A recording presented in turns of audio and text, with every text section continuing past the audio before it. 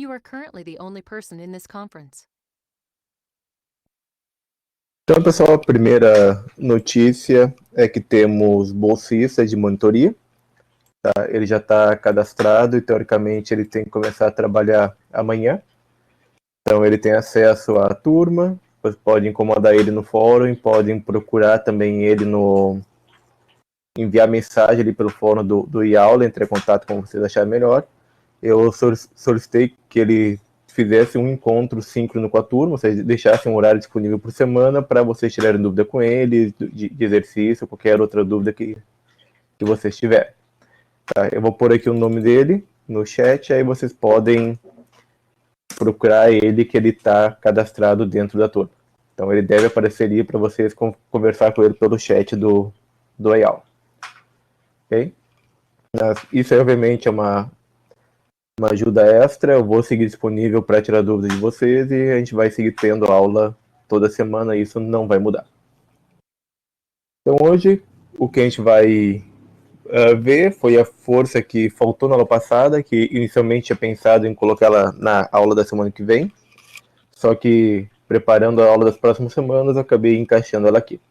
Então hoje a gente vai ver força elástica e também vai ver tórico. E também vai estar utilizando pela primeira vez nesse semestre a lousa eletrônica, para ver se funciona bem ou não. Então, lembra que a gente viu na aula passada diversas forças que existiam. A força que a gente acabou não vendo foi a força elástica. A gente viu a força peso, que ela surge devido aos corpos terem massa e serem atraídos pela massa do planeta Terra. Então, existe a interação gravitacional, que é entre dois corpos de qualquer massa. Se um corpo é muito grande, ele atrai o mundo a uma distância muito grande também, especialmente corpos muito pequenos, de uma massa muito pequena, vão ficar grudados na superfície desse corpo de massa muito grande. Então, que é o que acontece com a gente grudado na superfície da Terra, devido a essa força-peso com que a Terra nos atrai. Além disso, a gente viu que quando a gente empurra uma superfície, surge uma reação normal da superfície, empurrando a gente volta. Quando a gente puxa uma corda, surge uma reação que é a atração na corda. E que também existe um atrito que é devido ao fato de que nada é perfeitamente liso, tudo é rugoso, então surge essa força que se opõe ao movimento devido à rugosidade. A força elástica, pessoal, era uma força um pouquinho diferente, porque ela, enquanto todas essas outras forças que eu falei não dependiam da posição, elas sempre tinham o mesmo valor, a força elástica ela depende da posição do corpo. Então, para definir a força elástica, pessoal, a gente sempre tem que definir ela em função de uma posição de repouso. Essa posição de repouso. Vamos supor que aqui eu tenho... Já começou mal? Escrever reto nisso aqui é difícil. Eu tenho uma parede, imagine que seja reto, e eu ligo nessa parede uma molinha. O que a gente sabe que se eu comprimo a mola, ela vai querer voltar para essa posição. Se eu estico a mola, ela vai querer voltar para essa posição. Então existe uma posição que é chamada posição de repouso da mola. Que aqui nessa figurinha é o que está simbolizado como um S. Prendo alguma massa aqui nessa mola, que por exemplo essa massa em M, essa massa M tem um peso, ela vai essa mola. Okay? O que vai acontecer quando a gente estica essa mola? A mola quer voltar para a posição original dela. Então a mola puxar essa massa aí. Então essa força elástica ela é uma força restauradora, que ela quer restaurar a forma original de uma mola. Da mesma forma, se eu levanto e deixo a mola na posição relaxada, a mola tem de esticar. Então perceba que existe uma diferença entre quando a mola está na posição relaxada ou estico a mola. Quanto mais eu estico a mola, mais intensa é essa força que quer fazer a mola voltar para o ponto original dela. Então, que a força elástica tem tendência com o quanto eu estiquei ou com o quanto eu comprimi a mola. E é chamada de força restauradora.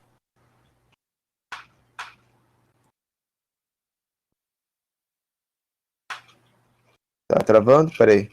Vamos fazer uma pequena mudança aqui.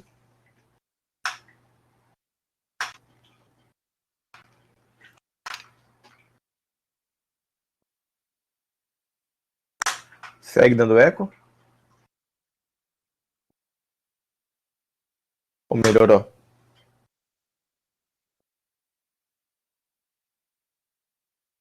Tá, beleza. Ótimo. Como eu falei, são problemas técnicos que a gente vai resolvendo.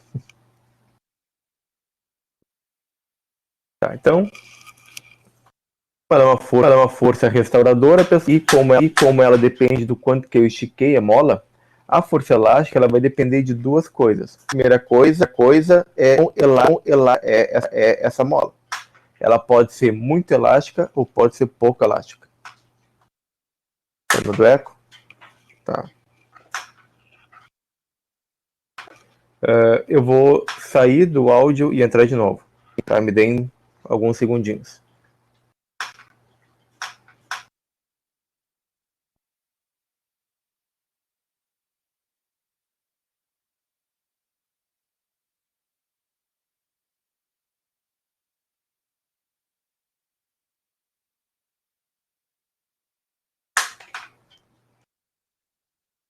Melhorou? Porque segundo meu teste aqui não tá dando eco mais. Segue dando aí?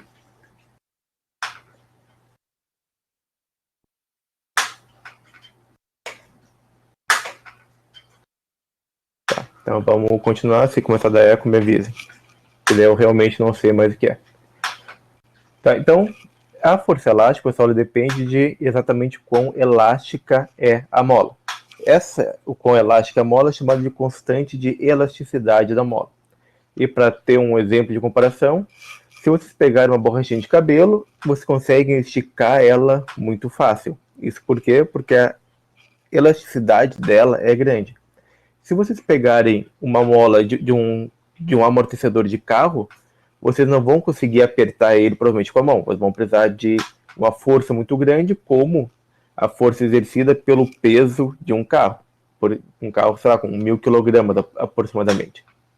Então, a força que vai surgir na mola, que vai querer restaurar a mola para a posição original, depende de o quão dura ou quão elástica é essa mola. Além disso, vai depender do quanto que tu deformou essa mola. E deformar uma mola é o quanto que tu estica ela. Quanto mais tu esticar a mola, maior vai ser a força dela querendo voltar pro lugar. E aí, de novo, você pode pegar uma borrachinha de cabelo, que vocês vão começar a esticar, vai chegar um momento que vai ser mais difícil continuar esticando ela. Exatamente porque a força elástica é muito grande e quer fazer a borrachinha de cabelo voltar para sua forma original. Ou seja, com a deformação, diminuir a deformação.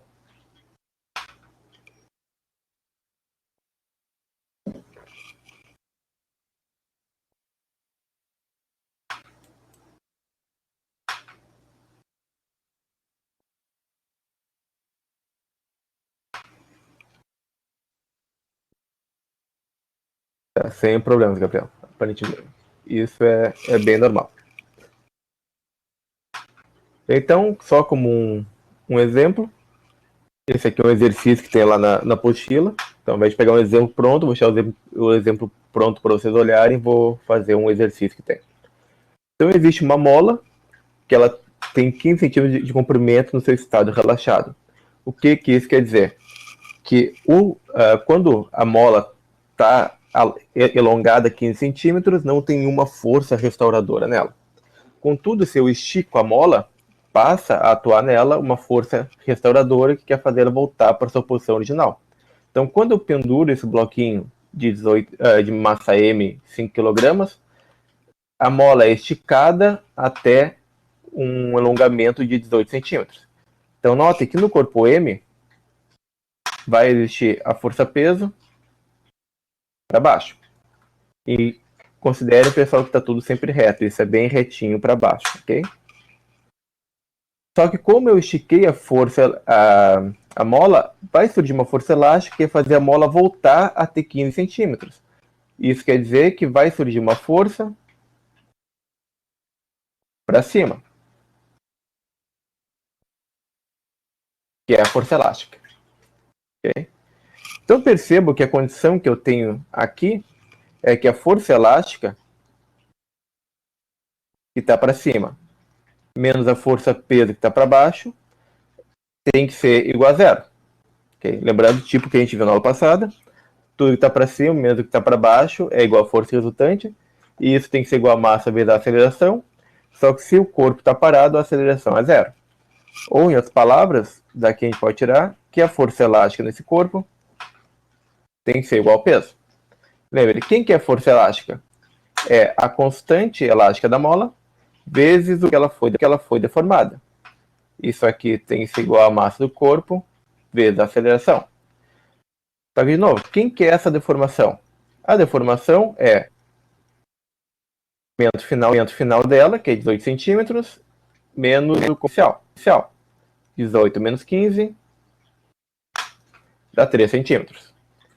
Mas a gente tem que sempre tomar cuidado das unidades de que a gente está trabalhando. Observe que, se eu usar G igual a 10 metros por segundo ao quadrado, tem ali 1 metro. Aqui tem 1 centímetro. Eu não posso comparar diretamente centímetro com metro. Eu tenho que ou converter G para centímetros quadrado, converter a deformação Z para metros. Fácil é converter esse carinha daqui para metros. Lembrando, esse Czinho aqui, então, realmente está acontecendo, que eu não mexi aqui no lado.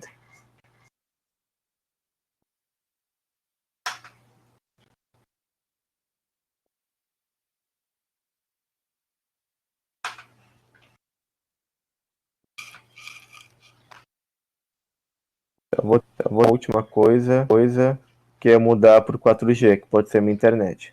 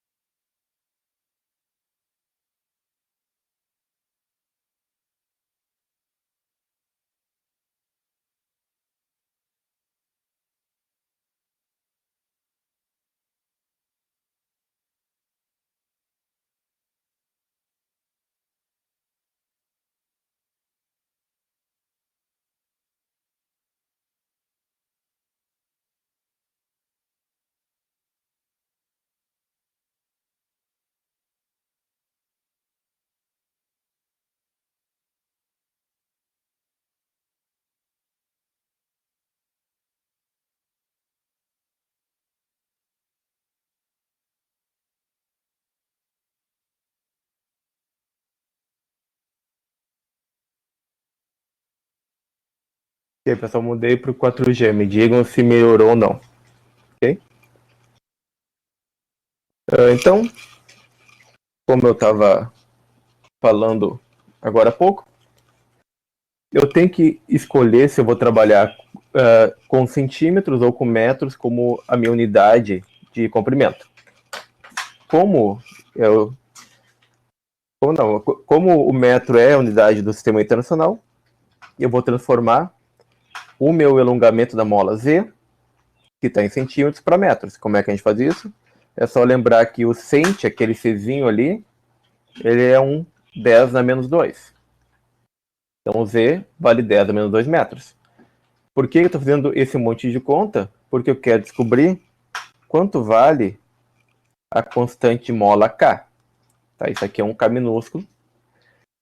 Se eu isolar ele daqui, ele fica igual a massa da mola, vezes, a massa do bloquinho, vezes G, sobre o quanto que eu elonguei a mola.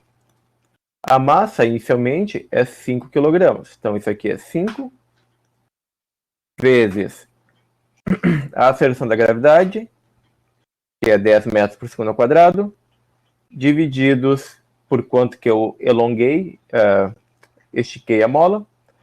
Então, que é 3 vezes 10 na menos 2 metros. Pessoal, se vocês não entenderem a letra em um momento, podem perguntar, que eu sei que está feio. Tá, então, ela normalmente é feia, mas pior ainda aqui. Isso daqui, pessoal, 5 por 3 é aproximadamente 1,67. 10 a menos 2 passa para cima, 10 a mais 2, vezes 10 dá um 10 na 3. Perdão. Unidade do K é Newton sobre metro. Por que Newton sobre metro? Newton sobre metro vezes Z, que está em metro, sobra Newton. Então, tudo isso aqui, pessoal, foi só para descobrir quanto vale o K. Por que eu fiz isso? Porque agora eu posso tirar essa segunda informação daqui, que se eu pendurar um bloco de 10 kg, qual que vai ser o novo comprimento da mola? Primeiro, até aqui alguma dúvida?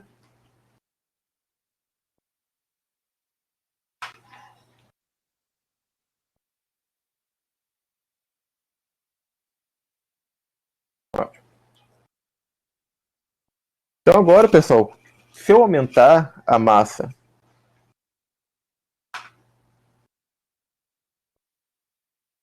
para 10 kg, notem que eu ainda vou continuar com a mesma razão de que a força elástica tem que ser igual ao peso. Só que agora, esse carinha aqui segue sendo o mesmo K, esse Z eu não sei quanto é que vale, é o que eu quero descobrir. Então, isso aqui eu estou fazendo agora a letra A. Isso aqui tem que ser igual a mg. Ou o quanto que a mola vai alongar tem que ser igual à massa do corpo vezes g sobre a constante da mola. Ou esse carinha Z vai ser igual à massa, que agora é 10 kg, vezes g, que também é 10, sobre a constante da mola, que é 1,67, vezes 10 a 3. Ou isso aqui vai a mesma coisa que 1 sobre 1,67. Aqui em cima eu vou ter um 10 ao quadrado. E aqui embaixo um 10 ao cubo. Então isso aqui eu posso dividir. Então esse carinha daqui morre. E esse carinha daqui fica somente 10. Ok? Alguém não entende essa passada?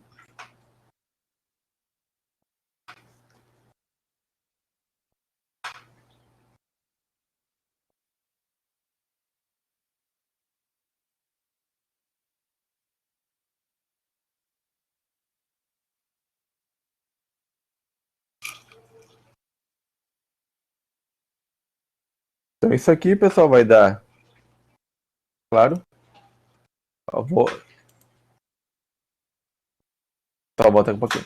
Então, a 10 ao quadrado, e aqui tu tem um 10 ao cubo. É como se tivesse 100 divididos por 1000. Só que tu concorda que 100 por 1000 é mais que dividido por dividido, que eu posso dividir em cima e embaixo por 100 ou por dado. Se eu divido em cima por dado ao quadrado, esse ficaria. Se eu divido em baixo ao quadrado. Tá, então, pessoal, o eco não é aqui.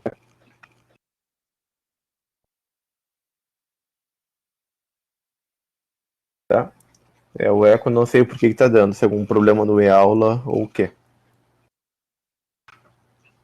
Tá? Mas enfim, eu divido também aqui embaixo por 10 ao quadrado, morre, sobra só o 10.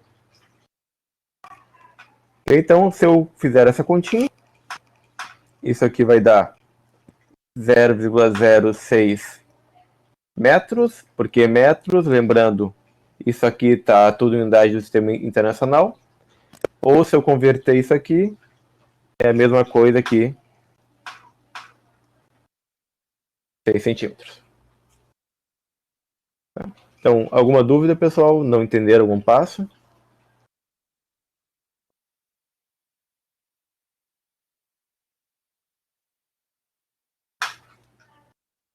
Ótimo.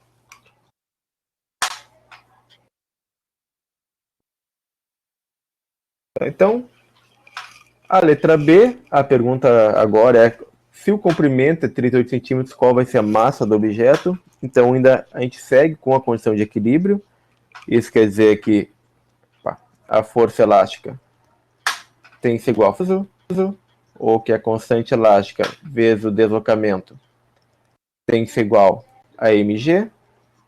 Como agora eu quero saber a massa, eu tenho que a massa é a constante elástica vezes V sobre a gravidade. Ou a massa, a letra B, é a constante elástica, que é 1,67 vezes 10 na 3, vezes o meu deslocamento, que é 38 centímetros, 38 vezes 10 na menos 2 metros.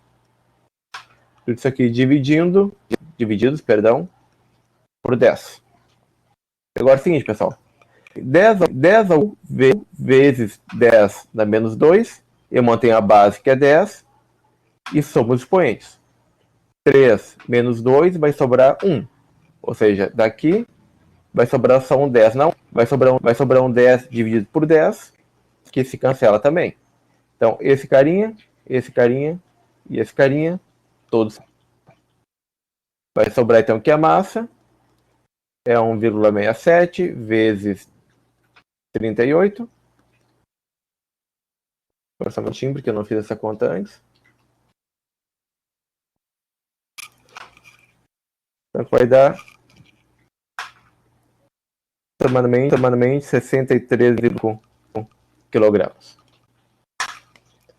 Alguma dúvida? De novo, não entenderam um passo, alguma coisa aí no meio? Não entenderam alguma coisa da letra, que eu sei que, como eu disse, a letra já é feia no quadro normal, é pior aqui na lousa eletrônica.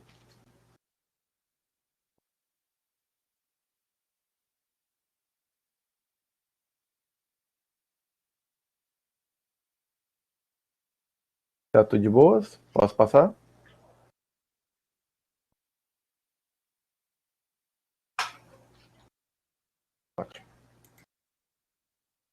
Então, pessoal, essa foi a última força que a gente viu. O que a gente vai ver agora é como é que a gente faz não para algo se mover no espaço, mas para algo girar no espaço, ou para algo rotacionar. Então a gente viu nas últimas aulas que se eu aplico uma força em um corpo, e esse corpo está parado, se a força resultante for diferente de zero, eu vou fazer esse corpo se mover no espaço, ou fazer o movimento que a gente chama de translação. Só que se o corpo não é pequeno, sim, ele é grande, além de transladar no espaço, ele pode girar. E para dar um exemplo disso, imagine uma bolinha andando pelo espaço. A bolinha, se ela for muito pequena, ela vai só poder ir para frente, para trás, esquerda, direita, para cima ou para baixo. Mas se eu começar a esticar essa mola e transformar ela em um bastão, além de andar para frente, para trás, cima e para baixo, direita e esquerda, esse bastão ainda pode girar. Então, coisas que giram, elas estão sob a ação de uma grandeza chamada torque. E o torque, ele é gerado por uma força. Então, assim como a translação é gerada por força, o torque vai ser gerado por uma força também. Só que existe uma diferença na rotação de como e onde eu aplico uma força. Então, um exemplo clássico de torque é uma chave que eu quero utilizar para abrir um parafuso. A gente sabe que se eu for utilizar os dedos, eu não vou conseguir abrir esse parafuso nunca. Então, a gente utiliza uma chave para tentar fazer esse carinha girar. Só que existe algo interessante, você pode testar em casa, ou pegar duas chaves de braços de tamanho diferentes, ou pegar a mesma chave e aplicar a força em dois pontos diferentes.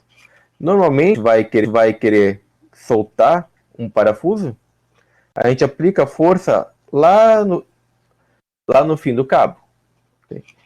Já, se a gente, obviamente, se a gente quiser passar um pouco mais de trabalho, a gente aplicar essa força um pouco mais perto do cabo. Se vocês fizerem o experimento em casa, vocês vão ver que é muito mais fácil abrir aplicando a força longe do meu centro de rotação, ou do meu pivô, que aqui no caso é o parafuso. Se vocês também quiserem brincar com isso, depois de que acabar a aula, abram a porta de vocês e tentem fechar ela empurrando a maçaneta, ou tentem fechar ela empurrando ela pelo meio. Vocês vão ver que se empurrarem ela no meio, vocês vão ter que fazer uma força muito maior para conseguir fechar ela. Tá? Então, o torque, ele não depende só da intensidade da força, mas também onde e como tu aplica essa força. E outro também exemplo tentem girar esse parafuso aplicando a força para cá. Pode empurrar o quanto quiser, que não vão conseguir girar o parafuso. Só vão conseguir girar o parafuso quando aplicar uma força na direção onde ele pode rotacionar, se é para esse sentido horário ou sentido anti-horário. Então, torque, pessoal, é a grandeza que gera o movimento de rotação, e ele depende não só da intensidade da força, ou seja, de quanto forte um corpo para ele girar, mas onde tu aplica essa força e em qual sentido. Então, percebo que eu preciso de algumas informações que são importantes. Eu preciso saber o quão longe eu estou do meu ponto de giro. Então, se aqui é onde eu estou girando, eu tenho que saber a distância até onde eu estou. E eu tenho que saber qual que é o ângulo entre a força que eu estou aplicando e o meu braço. Porque se eu aplicar uma força que é para cá, eu não vou gerar rotação nenhuma. Então, percebo que eu vou ter uma força atuando, rotação porque o corpo não está para cá, está para cá. Para ele girar, eu tenho ângulo para cá, que eu posso chamar reta, ou um ângulo para cá. Não importa, mas eu tenho que ter um ângulo que seja diferente de 0 graus. Okay? E se vocês lembrarem lá de trigonometria, o seno de 0 graus é 0. Então, se eu aplico uma força que faz 0 graus com o meu eixo de rotação, isso significa que eu não estou gerando torque nenhum. Então, por isso que quando a gente vai querer calcular o torque, tem 3 coisas que a gente tem que levar em consideração. Obviamente que o torque vai depender da força que eu estou aplicando. Como eu falei, ele depende do quão longe eu estou do meu ponto de rotação. E por fim, ele vai depender de qual é o ângulo entre a força que eu estou aplicando e o eixo que define ou que liga o meu ponto de rotação até o ponto onde a força está aplicada. Então, a força, a distância D. Ele ficou mais torto ainda que o esperado.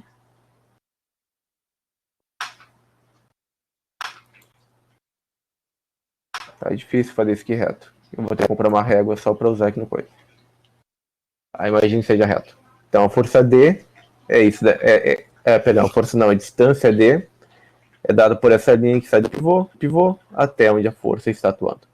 Então, quanto mais longe eu estiver do ponto que faz o giro, menor é a força que eu tenho que aplicar para gerar o mesmo torque. Então, por isso que a maçaneta da porta é do lado oposto da dobradiça. Por isso que quando um parafuso está muito, muito apertado, se eu utilizar uma chave com um cabo maior, eu consigo girar ele mais facilmente. Então, alguém nunca ouviu falar sobre torque na vida?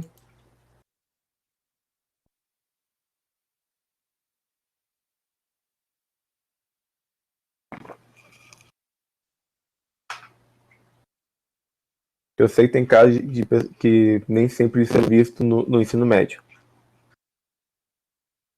Isso é mais pro final do ano e quando o pessoal pro meio reto.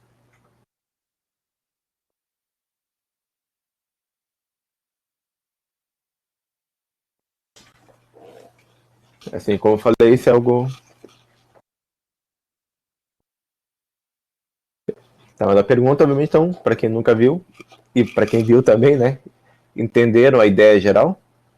Ele é uma forma de a gente relacionar o movimento de rotação com a força que está gerando essa rotação. Se tiver dúvida, o pessoal só parar e perguntar. Okay? Então, não existe essa dependência com o ângulo. Se o ângulo é de graus, o seno de 90 é 1, a minha força é máxima. Se o meu ângulo é 0, seno de 0 vale 0, o meu torque é igual a 0. Se a minha força ela faz um ângulo θ, percebam que somente a componente perpendicular dela, perpendicular à minha distância D, é quem vai gerar o torque.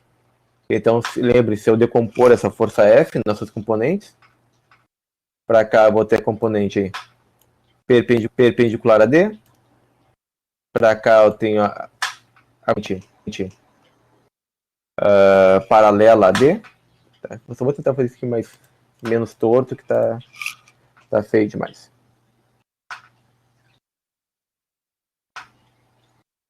Não melhorou muito, mas que vale atenção. Aqui é minha componente perpendicular, essa aqui é minha componente paralela. A componente perpendicular é quem vai gerar o torque, a componente paralela ela não gera o torque. Então, por isso, sempre que vocês quiserem girar alguma coisa, maximize a componente perpendicular, ou a componente que faz 90 graus. Além disso, eu posso ter mais do que uma força atuando sobre um corpo, ou sobre um corpo extenso que pode gerar. A gente vai fazer um exemplo disso. Okay? Tal que, se tem várias forças atuando sobre um corpo, cada força vai gerar um... E o resultante nada mais é do que a soma de todos os torques individuais. Então é similar ao que a gente vinha fazendo para a força resultante, só que agora o torque resultante. De tal forma que a condição de equilíbrio é que o torque resultante seja igual a zero. Ah, professor, o que acontece se o torque resultante não é igual a zero? O corpo vai girar, ele vai ganhar uma aceleração, que é uma aceleração angular, ele vai ganhar uma coisinha chamada momento angular, e tudo isso a gente não estuda nessa cadeira, tá? Para alegria e felicidade de vocês. Okay? Então a gente só vai considerar aqui o caso de equilíbrio, okay? ou o caso onde o torque resultante é igual a zero, ou quando for diferente de zero, a gente não vai estar interessado em descrever o movimento. A gente não vai calcular a aceleração angular, nem nada parecido.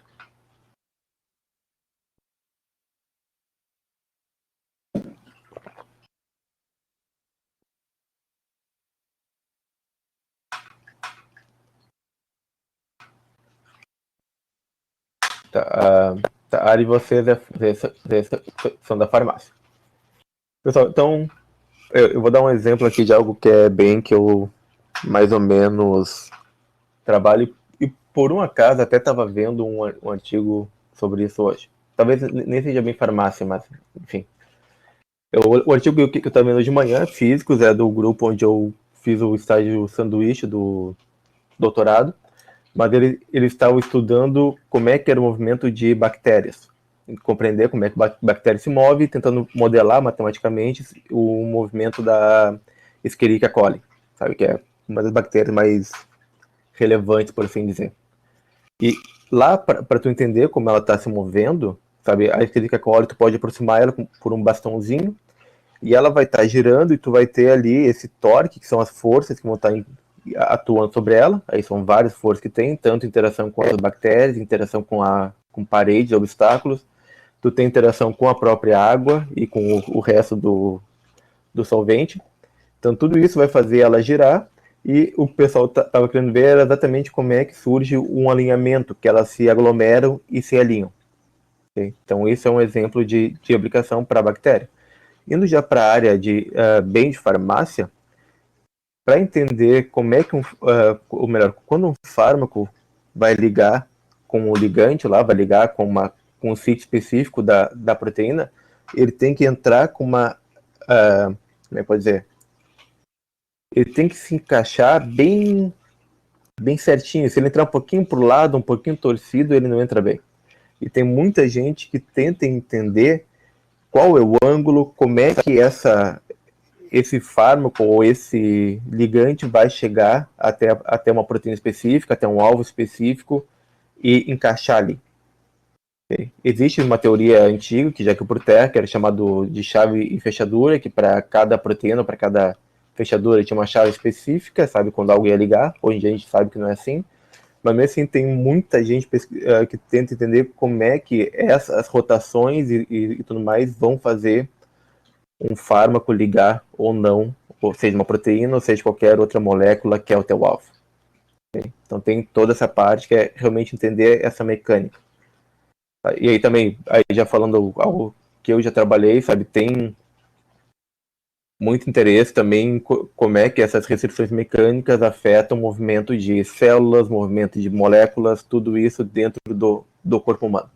Então tem muita gente, eu falo, gente, pessoal, é físico, biólogo, químico, farmacêutico, uma misturada, sabe, de pessoas tentando compreender como é que mecanismos mecânicos mesmo, quando falo mecânico, utilizando equações tipo que a gente está vendo aqui, afetam o comportamento de moléculas, seja biológicas, seja farmacêuticas, sejam drogas e assim por diante. Tá? Obviamente, aqui a gente está utilizando como exemplo uma chave de fenda, pode ser que não é chave de fenda, uma chave de boca, mas porque é algo que vocês estão acostumados no dia a dia. Entende? Só que depois e no futuro, quando vocês forem para as cadeiras mais da área, aí o professor vai puxar. Okay? Mas algumas aplicações que eu sei, assim, para de farmácia seriam essas. Não sei se.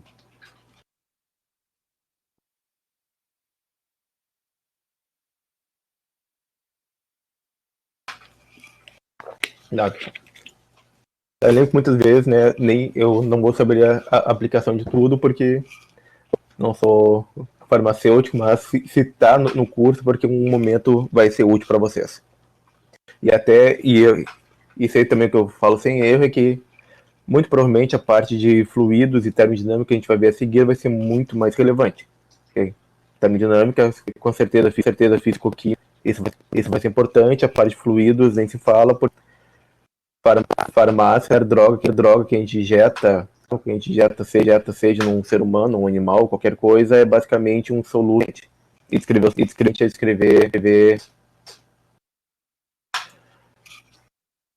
Assim como antes, quando a gente estava em translação, a gente dizia que lado era positivo, qual lado era negativo. Lembrei, direita positivo, esquerda negativo. Eixo Y para cima, para baixo negativo. Para o torque, como é que, considerando somente giro no plano, a convenção é que sempre que for girar no anti-horário, girando no sentido positivo. Se tu tá girando no sentido horário,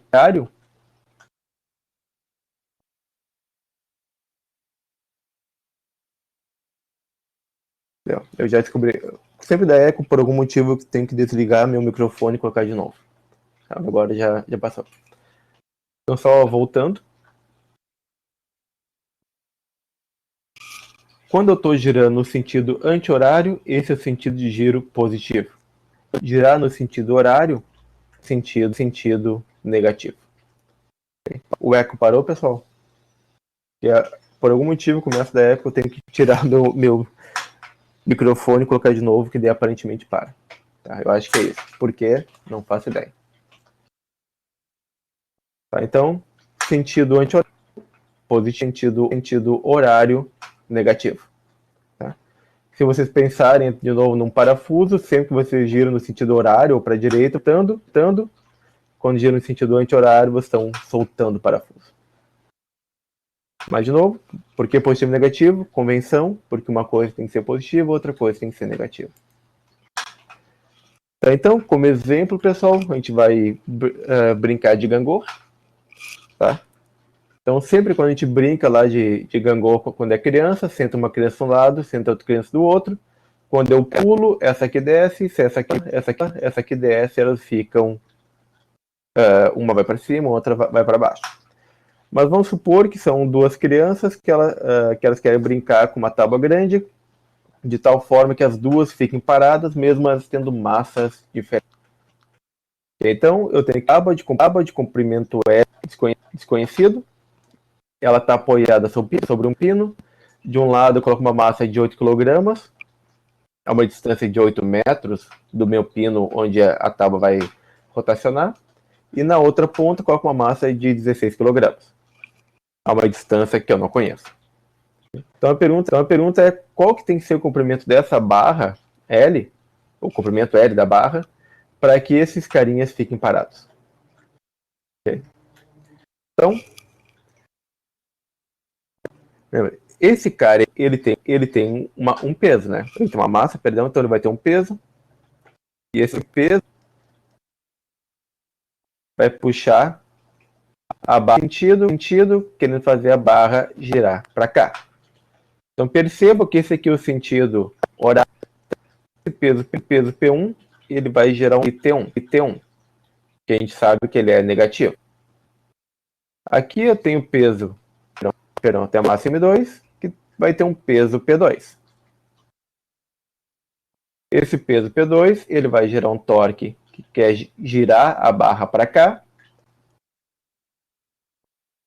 E como a gente está vendo, o sentido do giro é o sentido anti-horário, se é sentido torque tal 2 é o torque positivo.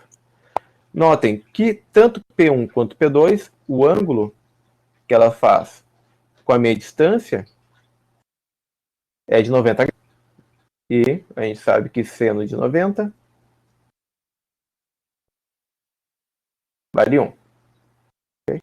Então, o torque T1, ele é a força que está gerando torque, que é P1, vezes a distância, que eu vou chamar de um D1, vezes 1, porque o seno de 90 vale 1. Então, esse torque T1 é o peso do corpo, que é 16, vezes 10, vezes a distância D1, que eu não conheço, que vai me dar 160. O torque 2 gerado pela massa, ele é o peso desse corpo, só que esse 2 está muito medonho. Deixa eu ver se eu consigo fazer melhor. Vezes a distância 2, vezes o seno entre o peso e o eixo de D, que de novo é 1, porque seno de 91. Então isso aqui é 8. Espera aí que esse 8 parece qualquer coisa, menos um 8.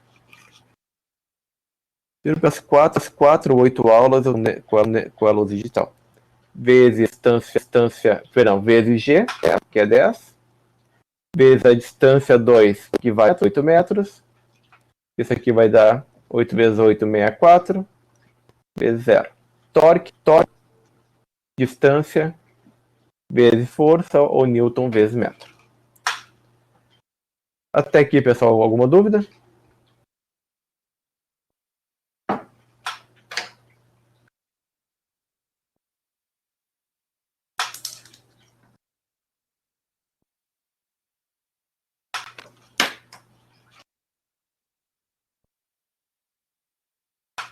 Só para saber se eu posso apagar tudo.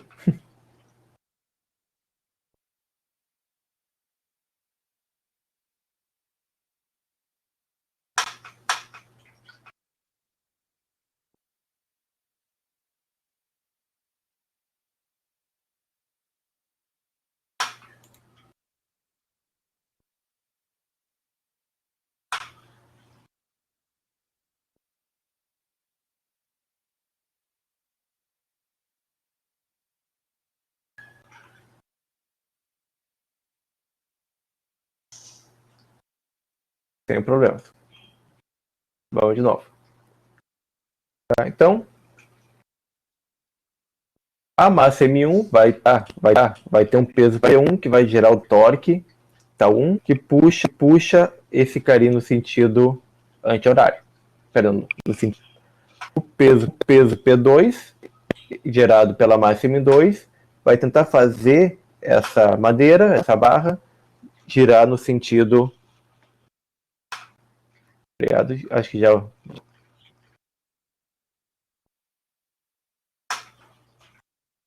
Então, o peso da massa M2 vai tentar fazer girar no sentido anti-horário. Então, a primeira coisa que eu fiz foi calcular quanto vale o torque e quanto vale o torque 2. O torque 1 é o peso P1 vezes a distância aqui do meu pino, vezes o seno de 90, que vale porque 90, porque o peso e a barra fazem 90. Então, o peso P1 é a massa do corpo, 16, vezes a gravidade, que é 10, vezes a distância 1, que eu não sei quanto que vale, que dá 160 vezes a distância 1. O torque 2, ele é o peso do corpo 2, vezes a distância do corpo 2 tá, do eixo de rotação, vezes o seno de 90, porque, de novo, a barra e o peso P2 fazem um ângulo de 90 graus. O peso do corpo 2 é a massa dele, que é 8 kg, vezes a gravidade, que vale 10, vezes essa distância D2, que eu conheço, que vale 8 metros. Isso aqui vai gerar um torque de 640 newtons metro, no sentido anti-horário. Tá? Alguma dúvida? Conseguiram ouvir agora sem cortes?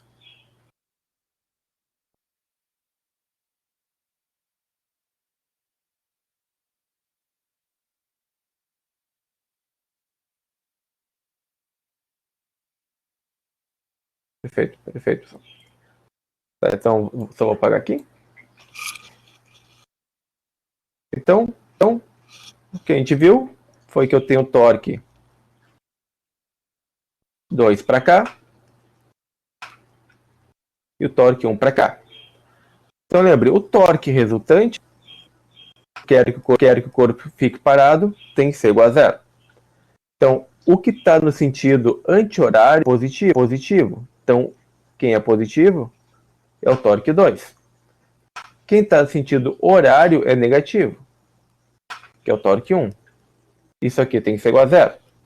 Ou se eu isolar esse carinha para o outro lado, eu fico que um torque tem que ser igual ao outro. Mas a gente viu que esse torque é, na verdade 160 vezes a distância D1. Isso aqui tem que ser igual ao torque 2, que valia 640. Ou a distância 1 tem que ser 640 sobre 160, que vai dar 4 metros. Então, o comprimento total da barra L tem que ser a distância 1 mais a distância 2. A distância 2 é 8, mais 4.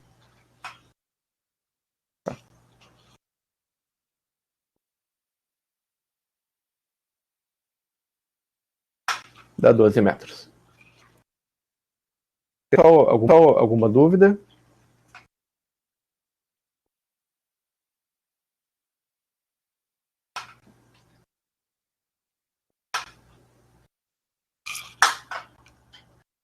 Então, só lembrando que isso aqui é a letra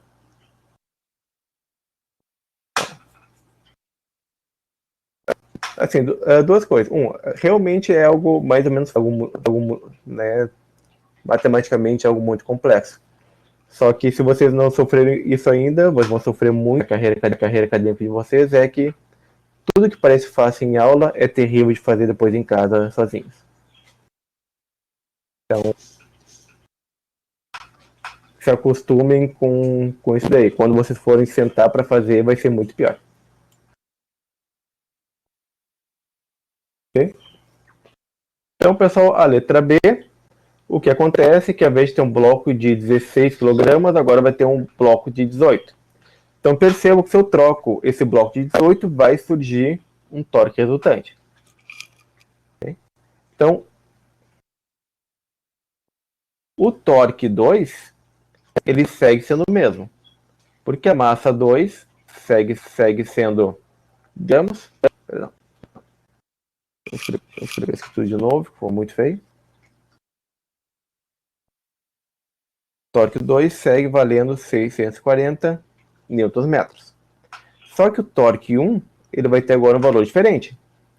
Por que ele um valor diferente? Porque a massa, que antes era 16 kg, ela virou agora uma massa de 18. Então, lembrando, esse cara é o peso vezes a distância. Eu nem vou pôr aqui o seno de θ, porque lembre, seno de θ é seno de 91. Então, isso aqui vai ser a nova massa, que é 18, vezes 10, vezes a distância, que era metros. Então, isso aqui vai dar 720 newtons metro. Isso. 18 vezes 4, 72. Não.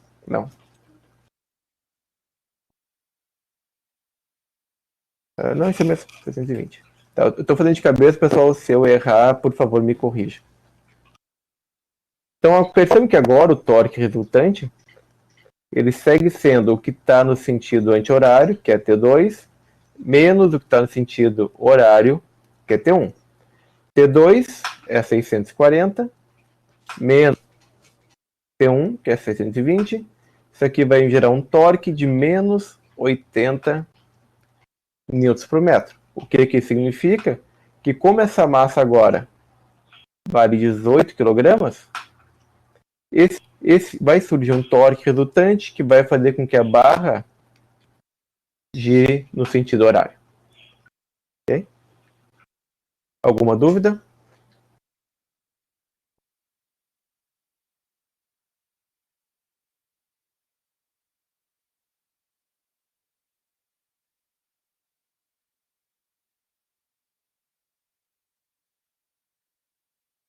Ótimo, pessoal. Então, provavelmente as dúvidas irão surgir no decorrer. Tá? Se você olhar lá no e-aula, o segundo questionário estende o prazo até a semana que vem. Essa semana ainda eu vou pôr o terceiro questionário, que é referente à parte de torque, que ele vai ser um questionário provavelmente mais curtinho. Outra coisa que eu ia falar. Tá, também já estão as próximas aulas lá, para quem quiser dar uma olhada e ir acompanhando. Ok, mas eu vou, como falei, essa semana provavelmente colocar o questionário e deixar ele disponível por uns 10 dias para vocês fazerem ele. Tá? Incomodem o monitor, ele está recebendo uma fortuna para isso. Ok, então, e claro que pode me incomodar também. Okay? Alguma última dúvida, pessoal?